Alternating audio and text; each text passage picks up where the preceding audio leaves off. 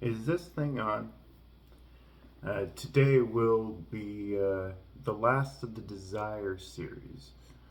Um, and it's going to be also a sort of book, sort of wrapping up the Desire series related to evolutionary psychology, which will have other books in the series.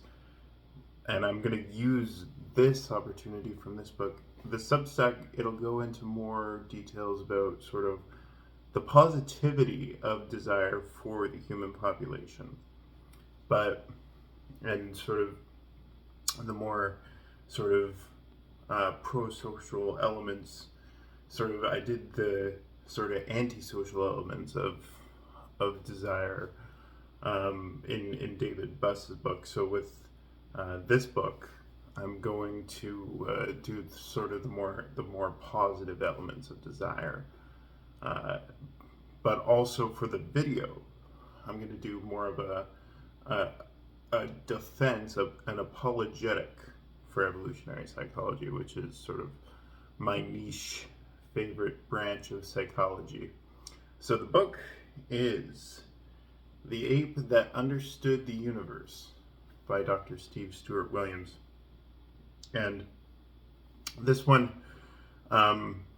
it's a lot more of the scientific side of evolutionary psychology, but again, evolutionary psychology has been criticized of not being scientific enough. So he puts in as strong of a scientific defense. I would place it sort of anyone sort of in between the first 2 years of a psychology undergrad. That's who I'd recommend for the readership here. Concepts that are more digestible in Buss's book for sort of a lay audience go into more depth in this book. However, it is a bit of a more difficult read, and there's probably going to be other evolutionary psychology books that handles some of the more specific details in better ways than this book. But this book was pretty good at sort of introducing the pro-social elements of evolutionary psychology, but then also sort of written as anticipation of objections to evolutionary psychology. And I think that's sort of where it kind of falls short, is instead of anticipating objections, authors might just want to sort of publish the positive notes of whatever research they have, whatever compilation of information that they're presenting. So that's my sort of one knock on it. However, I'm also going to use that as an opportunity to sort of put forward quotes from the book that I think are good defenses of evolutionary psychology as an academic field. So the first one: evolutionary psychologists claim that we have sex in order to have children, but that's just not true. Most of the time we have sex just for fun. In fact, often the last thing we want when we have sex is children. From what I've already said, it should be clear that this is simply a misunderstanding. When evolutionary psychologists argue that sex is about making babies, they're talking about the evolutionary function of the behavior, not what people want. The critics have failed to distinguish the ultimate from the proximate, the evolutionary mode of explanation from the psychological. So this common thing comes up. Sort of evolutionary psychology talks about sex a lot, and it's been a key theme of the Desire series here. And with evolutionary psychology talking about sex, it often talks about, well, what leads people to start families. But the thing is that most people, when they engage in intercourse, are not necessarily trying to create a family. It's sort of once they've come to the conclusion that they want to be with this person for the rest of their life, that's sort of when they go down the path of creating a family.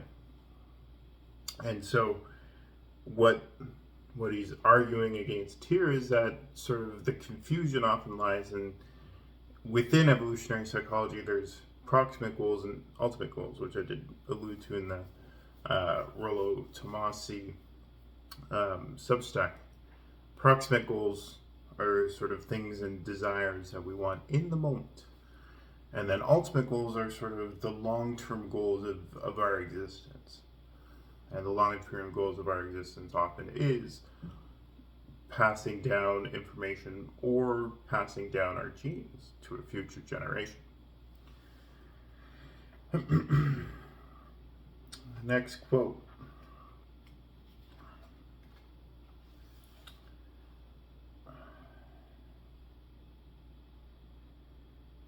Philosophers call the naturalistic fallacy the fallacy of concluding that what is natural must be good.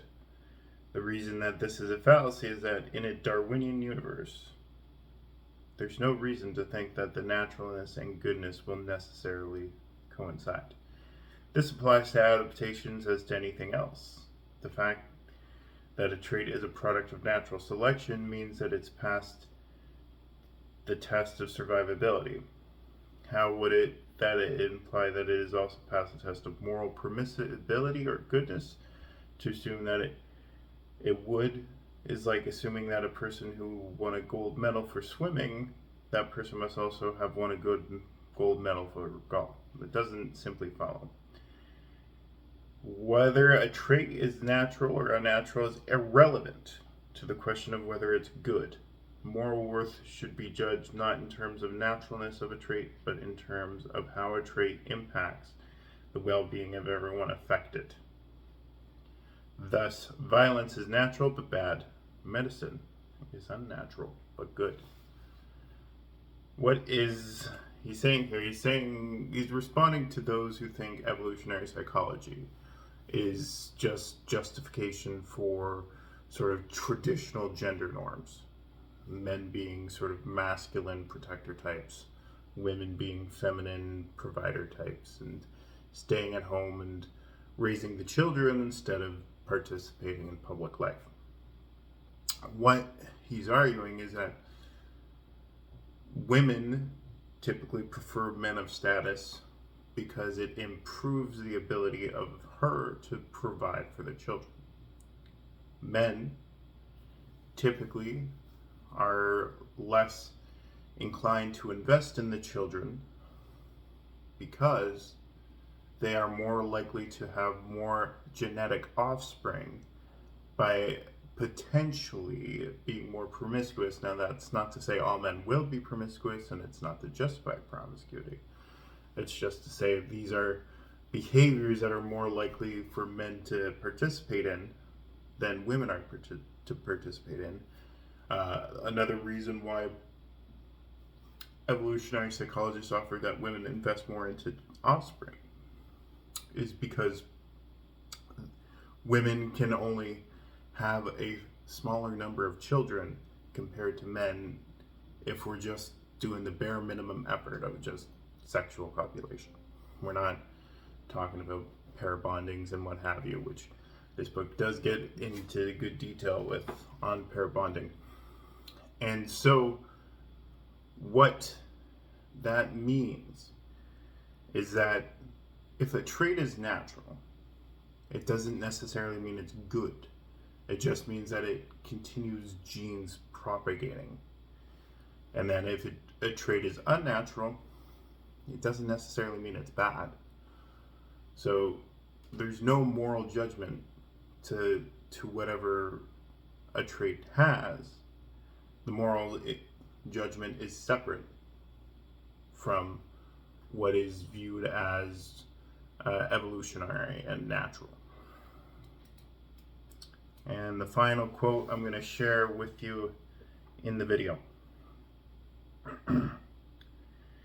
Meanwhile, one of the great meta-discoveries of philosophy is that it is extremely difficult to define anything. Philosophers have yet to settle on definitions for even such basic concepts as knowledge or truth. We need to avoid what I call philosopher's trap, getting so hung up on definitions that we never leave the starting gate and begin to make new discoveries about the world. This last one just is fun. It touches on what philosophy, the lack of sort of having a consensus on what words mean, sometimes prevents legitimate debate or legitimate discovery, legitimate scientific effort.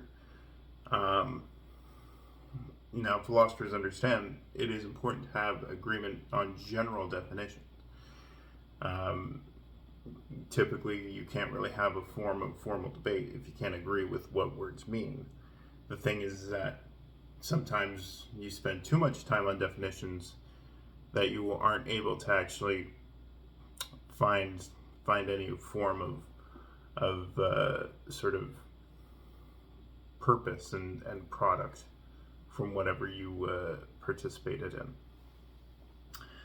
Anyways, this book is pretty good for an Evo Psych book. I think I like Bus's book better. Perhaps it's just more because I'm a little bit more cynical these days. This is sort of more the optimist field of evolutionary psychology.